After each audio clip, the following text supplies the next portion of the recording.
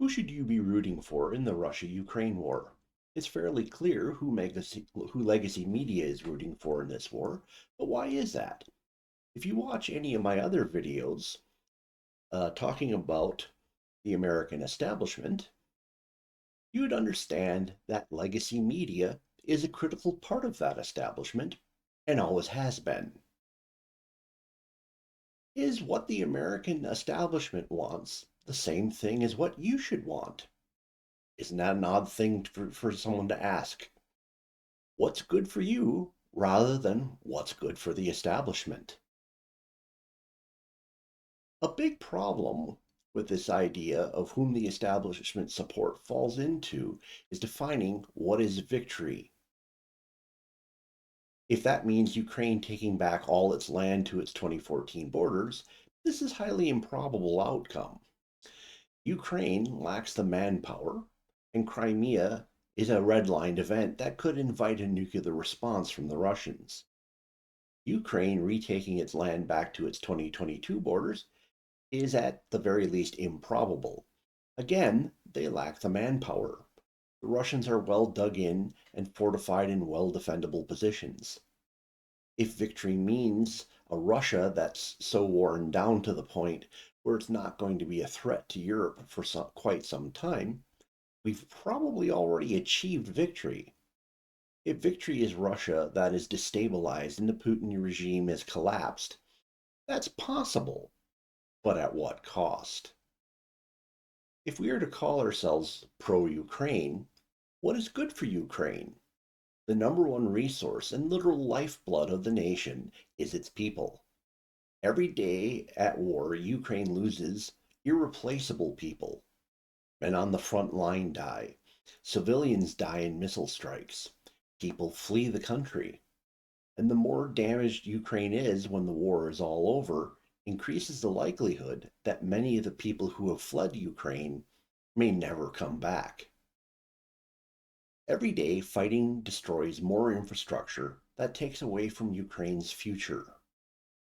Damaging Russia may be a goal you're interested in.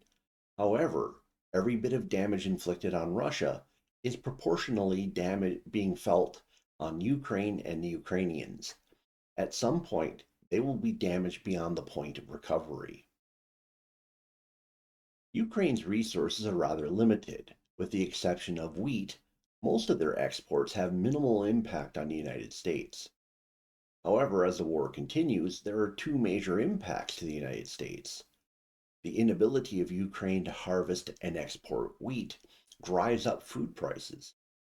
Russia is a major exporter of oil, with the war causing them difficulty in exporting oil. Before the war with Russia, they were our third largest source of oil. This is part of what's been keeping the price of oil high. A larger problem, though, is that Russia is a major exporter of the base materials that go into fertilizer. This not only affects us directly, but affects us indirectly, as it makes the price of food around the world go up.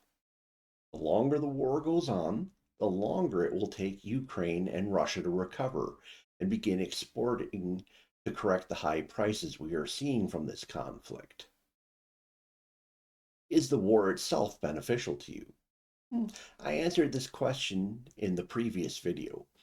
Unless you're working directly for the defense industry or are a major shareholder in a defense contractor or manufacturer, the war itself is probably not good for you.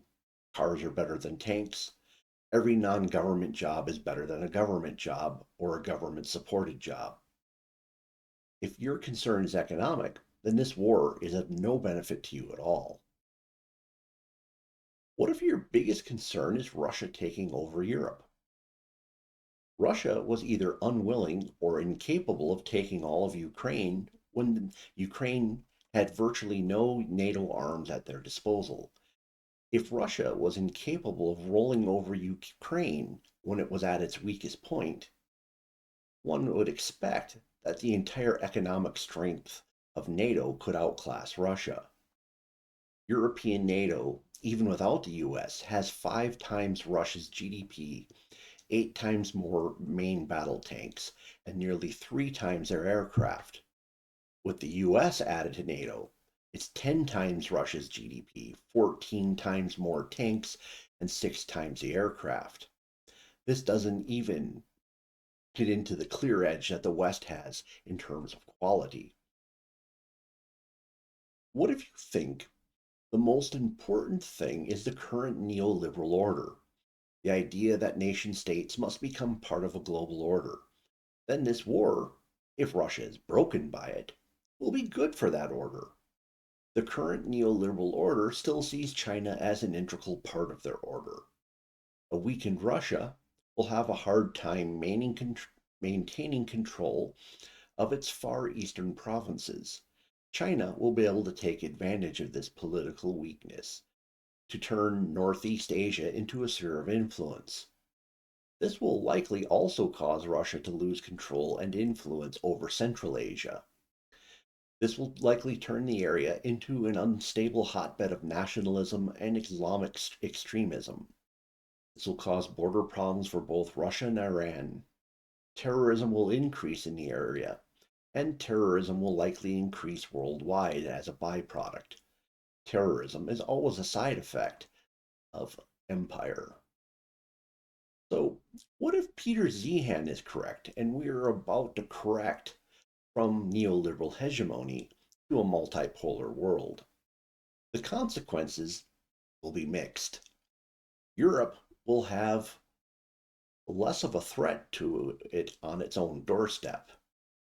At that point, we would no longer pretend that China is part of the neoliberal order. A weak Russia then becomes a coin toss as if it helps or hurts China. On one hand, China's greater influence in Siberia will give them better access to natural resources. On the other hand, an unstable Central Asia may have consequences for China's control of its Muslim region. And what if you favor nationalism over globalism? Well, then the war with Russia is bad. A war where Russia becomes impotent is one where the neoliberal order has won. It means continued globalist prerogatives at the expense of the nation of the United States. Even if the neoliberal order fails to survive a Russian victory, the new multipolar organizations that will come in its wake will have as their mindset a promotion of multinational goals at the expense of national ones. So, what's your take on the war? Do you look at it as something that has no effect on you whatsoever? Do you see an outcome that's more beneficial to you than others? Please describe it in the comments below. I'm interested in your take on that. Please smash the like button. If you've come to this video via the YouTube algorithm and you're not a regular subscriber, please look at my other titles. I get into lots of different topics, everything from current culture into politics and history. Surely you'll find stuff that's interesting to you. Please consider subscribing. And if you know someone who might find this interesting, please share it with them. Thank you for spending time with me this evening. Hope to see you again in a future video.